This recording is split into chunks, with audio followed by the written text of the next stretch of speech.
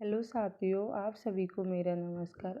अब से पहले की वीडियो में हमने पढ़ा था कि गद्य शिक्षण का क्या उद्देश्य है और उसकी कौन कौन सी विधि है। उसमें से हमने दो विधियों के बारे में विस्तार से अध्ययन किया था। एक विधि है उद्बोधन विधि और दूसरी विधि है प्रश्नोत्तर विधि। उसके आगे की विधि है तीसरे नंबर की स्पष्टीकरण विधि।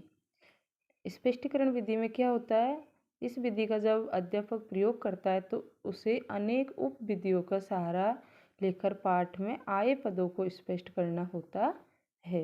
तो इसमें स्पष्टीकरण विधि की जो उप विधि है उनमें फर्स्ट नंबर की है व्युत्पत्ति विधि। इस विधि के द्वारा संधि, समास, उपसर्ग आदि की अलग अलग व्युत्पत्ति करके अर्थ को स्पष्ट किया जाता है। व्युत्पत्ति का मतलब होता है उनका उत्पन्न होना, उनका जन्म होना। तो इस विधि के माध्यम से क्या होता है, संधि है, समास है, उनका किस प्रकार उनकी व्युत्पत्ति हुई इसके बारे में अध्यापक बच्चों को बताता है। यह विधि उच्च स्तर के लिए उपयोगी है। अब है वाक्य प्रयोग विधि, यानी पाठ में कोई कठिन शब्द आ रहा है तो उसके सरल वाक्य प्रयोग करके उसको स्पष्ट किया जा सकता है। तुलना विधि, इसमें क्या होता है, तुलना किया जाता है जैसे समानार्थक शब्दों से, विलोम शब्दों से आदि से। प्रसंग विधि, इसमें क्या होता है कि किसी भी अगर कोई टॉपिक को समझाना है तो उसमें अध्यापक क्या करता है, कोई प्रसंग लेकर उसका जो कठिन अर्थ होता है या कोई शब्द होते हैं तो उसको प्रसंग के माध्यम से अच्छी तरह से समझा सकता है। तो स्पष्टीकरण विधि की जो उप विधि है उनमें है, एक है व्युत्पत्ति विधि, एक है वाक्य प्रयोग विधि, दूसरी है तुलना विधि और चौथी है प्रसंग विधि। आगे है चौथे नंबर पर प्रवचन विधि। प्रवचन विधि का दूसरा नाम है कथन विधि। ये उच्च स्तर हेतु क्या होती है, श्रेष्ठ विधि है प्रवचन विधि। इस विधि में भी अध्यापक विभिन्न उप विधियों का सहारा लेता है।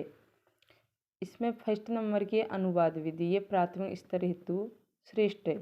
अनुवाद यानी प्राथमिक स्तर पर इसका उपयोग किया जा सकता है।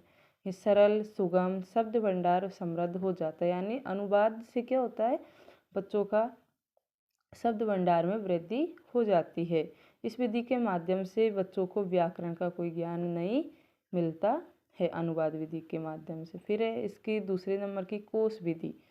कोश विधि उच्च स्तर हेतु है। पाठ में आए पदों का कोश का ज्ञान कराया जाता है, लेकिन यह विधि उच्च स्तर कक्षाओं के लिए ही उपयोगी है। इस विधि में अनेक पर्यायवाची शब्दों का ज्ञान हो जाता है। जैसे उच्च स्तर के लिए संस्कृत के कोश है, अमर कोश, मेदिनी कोश, तो उनका उपयोग किया जाता है। टीका विधि, टीका का अर्थ क्या होता है, व्याख्या, यानी जब कोई कठिन शब्द आ रहा तो उसकी व्याख्या करके अध्यापक अच्छी तरह से समझाता है। इसमें ही है चौथे नंबर की परिभाषा विधि, यानी कोई भी पाठ में ऐसा शब्द आया तो उसको परिभाषित करके अध्यापक अच्छी तरह से समझा सकता है।